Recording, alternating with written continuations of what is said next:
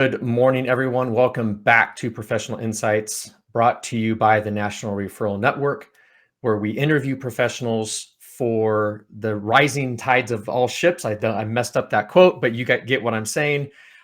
This morning, we've got a very special guest. It's a little bit outside of what we do, but I'll get into why we're talking.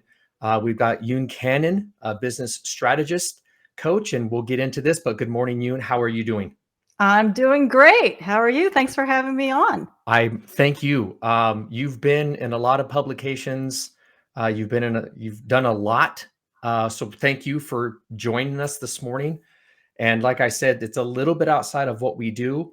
And the reason that I asked you to join us this morning is that there's a lot of marketers in the world. I get hammered every day on LinkedIn. But the one thing that really stood out with Yoon is she really looks at the business on a comprehensive level, not only just lead generations, but bottlenecks in the business and building trusted advisors. So I don't want to go too much into your story. Yoon, tell me about yourself. What do you do and how do you serve your clients? Oh, thank you.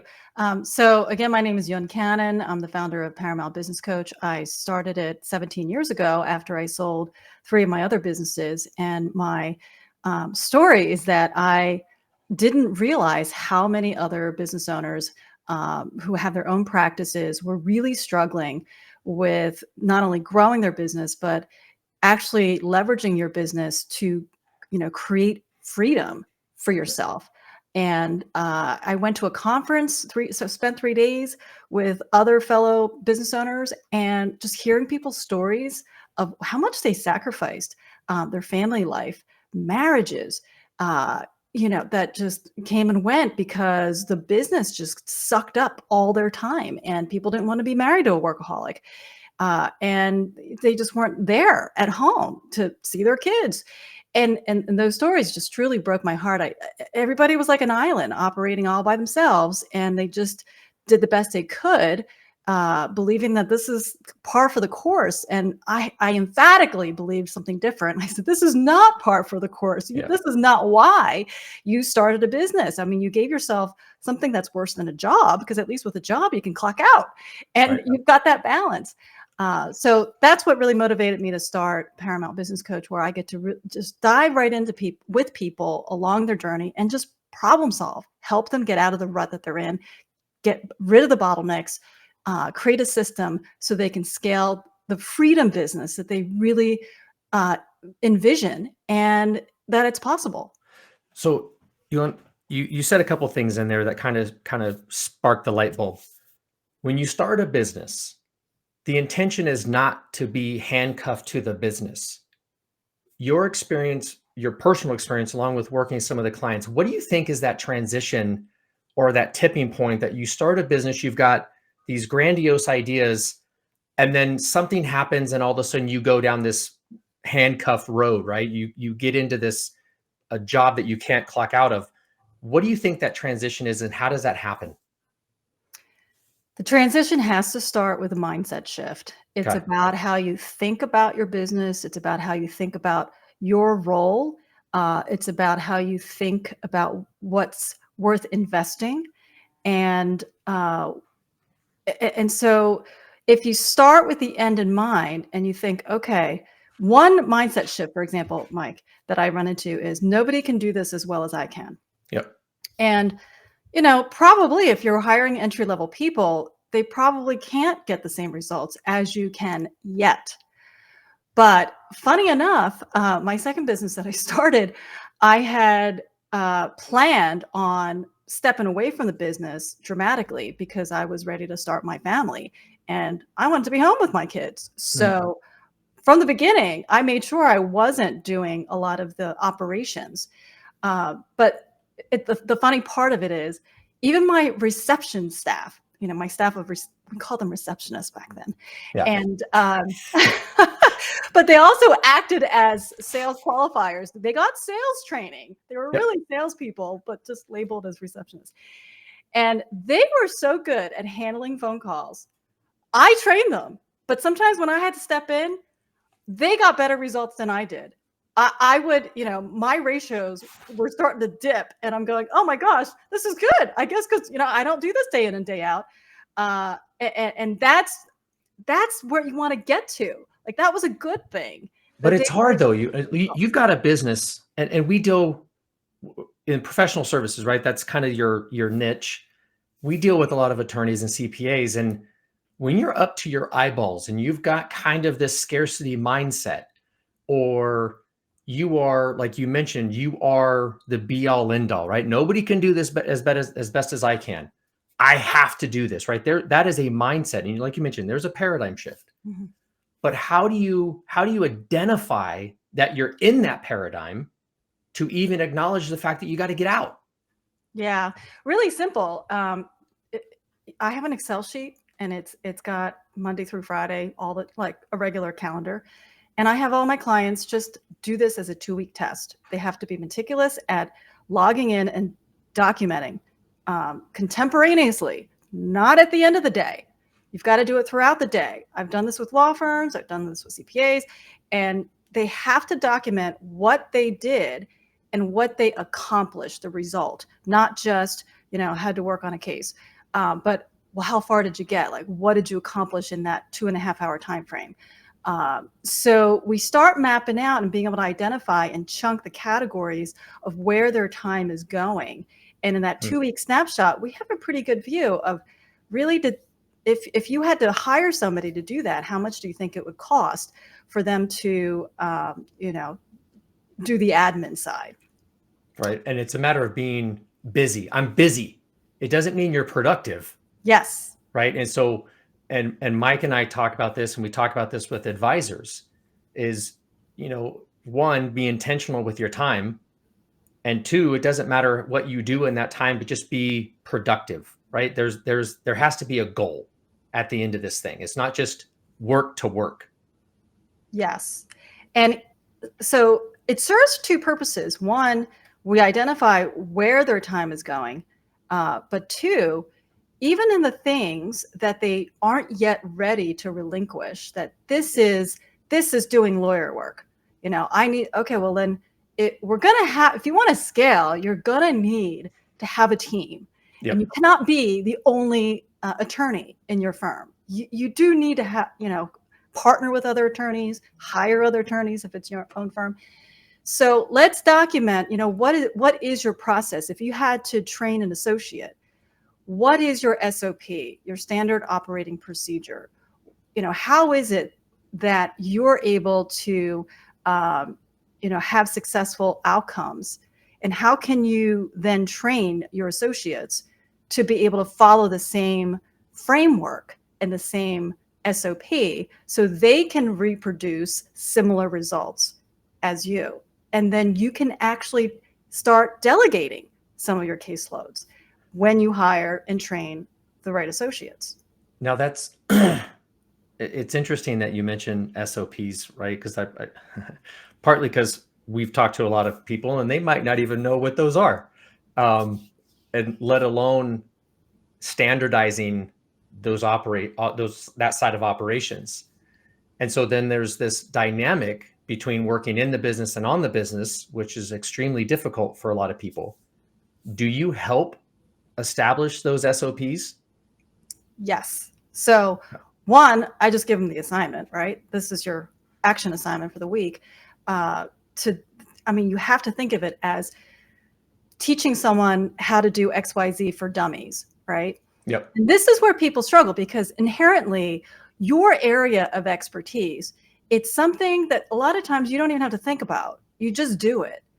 It comes intuitively. It comes from years of knowledge, training, experience, doing it over and over again. So you sort of forget how to break it down, reduction to the ridiculous, breaking it down step by step and extracting what are the teaching points, what are the goals, the metrics, so you can have some degree of quality control of how you get things done. And that's what should go in your SOP. So usually, let's say an attorney does this, and then they'll just share it with me, and we go through it together. And it's beautiful because I'm not an attorney.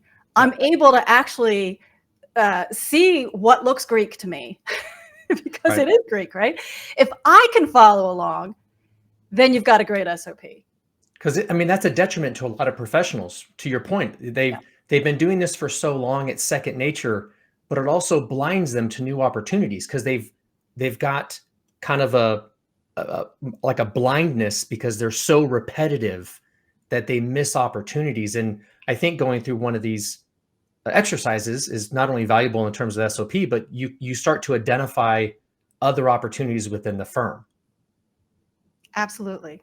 Yes. And Yeah. then, and then it identifies, are you working on, low profitability, low profit cases? Are you working with a higher level client where you can command a much higher price point?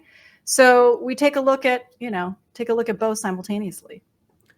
And so there's a lot of coaches out there, and it seems like anybody can be a coach these days. That's Um, true. and I pick on some of the professionals that we talk to when they say something like, "Hey, I treat people like family," right? Whether it's a CPA or an attorney, and I'm like, "Well, that's not really a value add, right? Anybody can say that." And an estate plan is an estate plan. Some are good, some are bad. But what are some of the questions that a professional needs to be asking before they hire somebody like you?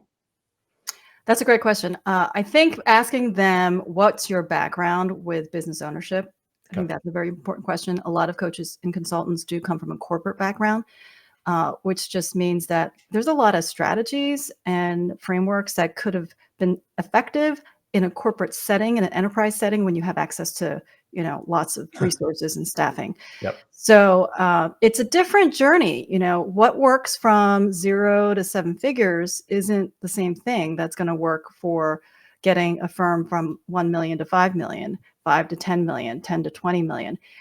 So kind of like, the book, "What got you here won't get you there," Yep. is so true. So asking about, what is your past experience with business ownership? And hopefully it's not just this one, my Right. consulting one. And the other piece I would ask is asking their feedback. Okay, here's our situation. Here's our 2023, how we finished up. This was our growth goals, and these are, tell us, what are your insights? Why do you think we didn't hit our growth goals?